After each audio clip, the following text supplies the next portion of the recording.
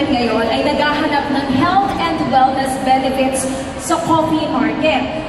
Bakit po naiiba ang Jin's Coffee Mix? Ano po ang kinaibahan nito, sir? Ako tinatanong, dapat endorser ang tinatanong. Kaya paunahin natin yung endorser. Sige, sir. Alam niyo po, napakaraming kami po ng natikman. Alam naman namin napakarami ng mga sikat na coffee shop ngayon, di ba? Pero, sa hirap ng buhay na pinagdadaanan ng bawat Pilipino ngayon, dapat maging practical tayo. Dapat iniisip natin yung affordable, yung abot kaya, yung kaya na sweldo natin, at pangalawa po, yung benepisyong makukuha natin dito. Dahil ang Jin's Coffee Mix, meron po siyang Korean ginseng.